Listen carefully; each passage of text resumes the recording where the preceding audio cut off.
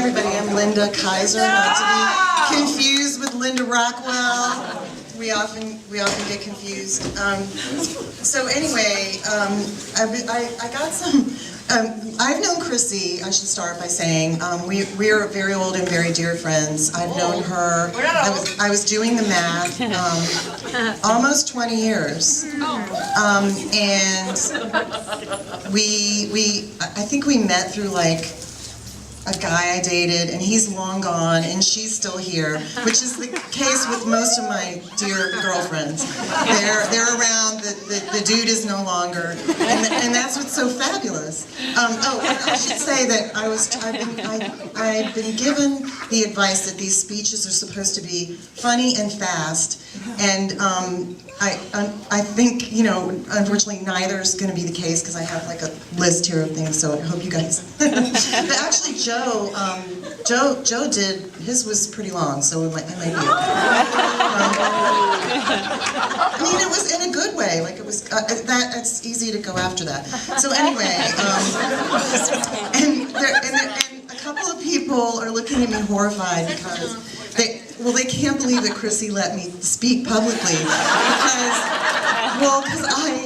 I've been known for kind of, you know, ruining people's wedding day. I mean, it's happened. I mean, it's probably only happened like once or twice, seriously. And so the fact that she said it was okay for me to talk in front of everybody, and she's not afraid that I'm going to embarrass her, I can't believe it. Well, Linda, there's no videographer here. So that's the thing, like, no matter what I say, there's plausible deniability. Oh, dude. But it's not like an official videographer, so I can just say there's something wrong with your camera or whatever. And the other thing is my friend Andy over here has been telling me not to drink very much, because that's where you get into trouble. So, like, I've been really judiciously sort of, I haven't been swilling, I've just been sipping. So that actually, so I should start off by saying that how much I love Chrissy. She's one of my dearest friends. I absolutely love Chrissy. There's like a million things that I love about her, but one of the things that I've tried to do as I get older is to surround myself with the people who sort of elevate me and make my life better and get rid of, sort of weed the chaff from the grain, if you will. And Chrissy just exponentially makes my life better. That sounds so cliche, but it's true. Like, there are very few people that you can be around that are truly joyful, positive, happy, excited to be alive, and that's Chrissy. And she's always been like that, always, ever since I've known her.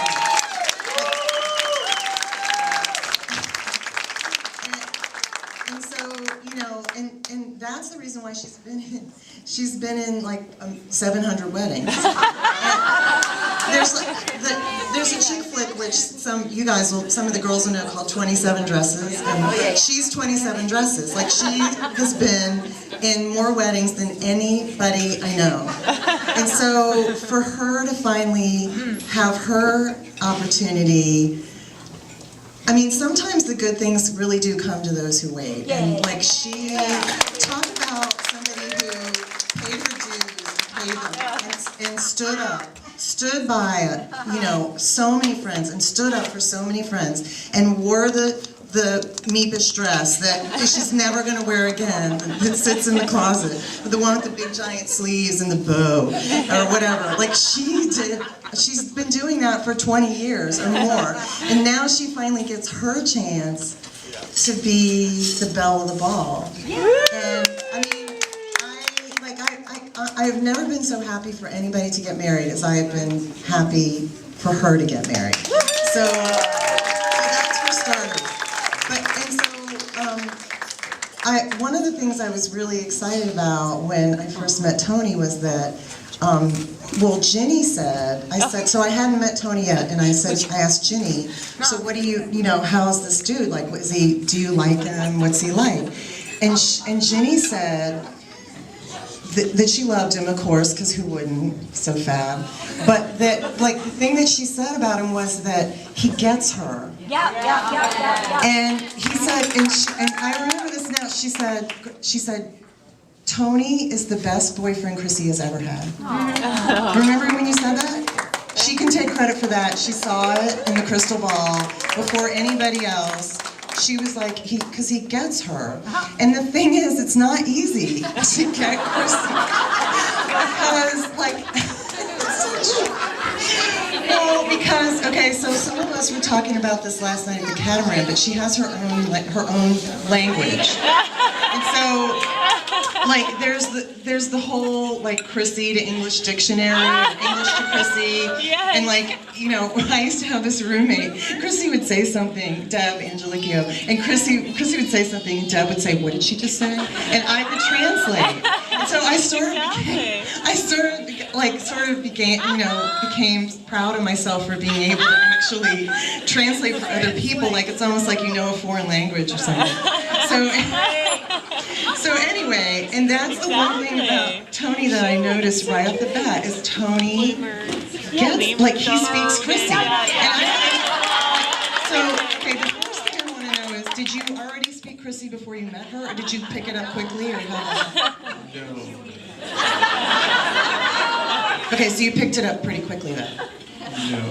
Oh, so you feel like you still don't speak it? No. Okay, all right. I'm gonna test you. Oh, I'm gonna test you. To see if you speak Oh, it. that's awesome. Oh my god. Okay. So, I bet we go. What does it mean to say that someone is gooned? If someone is gooned, what are they? We know.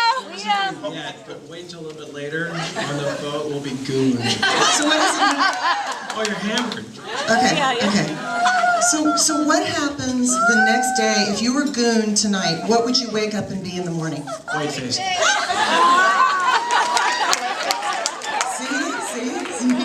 Okay, wait. Others knew it. Okay. I didn't even know that one. I heard her say that this morning. What's a nightmare? You don't know what a nightmare is? Yes. A wreck. No, I'm still learning the book. It's like Chrissyisms. Wait. Okay, so what does it mean if someone burst? It's bursting. Yeah. Okay. Exactly. So, okay, here's a good one. What's a goat?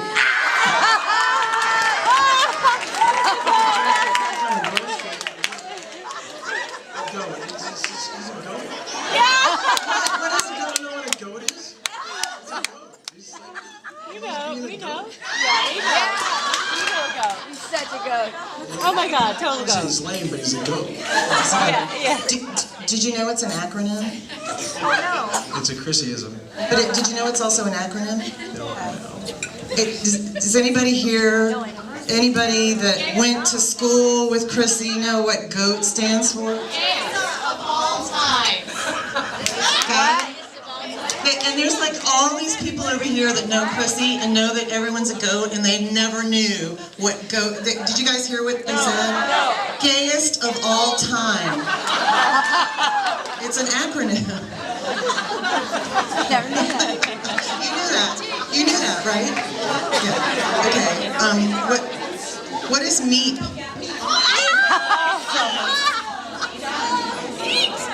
MEEP. No, meat. Meat. They're gonna be meat with a T. Somebody want to tell me what MEEP is? Any volunteers? It's meat. No, it's meat. Linda, what's MEEP?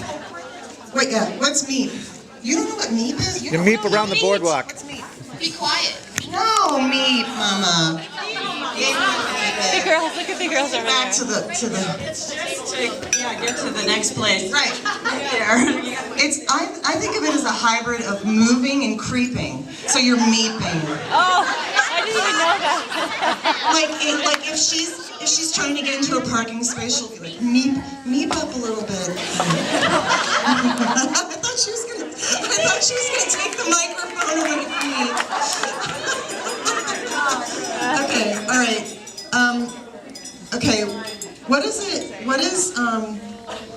loom. Or just loom. It's a loomer. Just loom it. Yeah. But there's a couple synonyms for loom. Very good. Can anybody think of another one? Hovering. Another synonym for loom and lurk. Hovering. Hover. Loiter. This is awesome. So fun. Yeah. Okay, so we thought up a new one. The one thing that's fun about Chrissy Speak is that like you can still, there's always fun like new ones that you're coming up with. So the recent synonym for lurk, loom, and hover is perch. What do you guys think? What? Here's. Oh right, roost. That was the other one. Roost. Perch, roost. Okay. If Yeah, I was just gonna say that.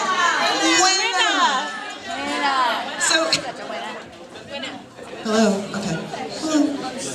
It's really funny is that, speaking of Chrissyisms, we're doing the ice run for today's party, Joan and I were, and all of a sudden, I'm driving so I can't text, okay? So all of a sudden he's checking the text from Chrissy and he's like, we're peering. What are we peering? We have to peer. And then I'm driving, I'm trying to explain to him, you've got to peer because you got to look over there and then you figure this thing out. And because she has some makeup in this drawer and you got to peer in this drawer with this makeup and this Mac. And it's like, just look at the left drawer because you got Mac, you got to peer for it. Yeah, right. So, Cut to the chase. some days it's a new day. Language is a living, breathing thing. Yeah. Okay, so here's one that you may or may not know, because we're getting in the weeds now, because some of these are kind of obscure. Do you know what demon juice is? Okay, well, you know what? All right, but you know what's funny is like, all right, we're winding down, I swear. And she calls everybody mama, or what's the other one she calls everybody? Louise! Right, okay, and along those lines, so the story goes, and I wasn't there, but Chrissy was out with Linda Rockwell. And they were, I don't know, they were probably at some bar and they were meeting boys and flirting and doing whatever. And I guess Linda was, I don't know that one. Is that a thing? Oh. Okay, and so Linda was like flirting with some guy, and she'd been talking to him for a while, you know, working him, whatever, and things were going pretty well or whatever, and then Chrissy comes over and says, Louise, and starts talking to her, calling her Louise. The guy turns to Linda and says, I thought you said your name was Linda. He's all pissed. I thought you said your name was Linda. Okay, all right. Another thing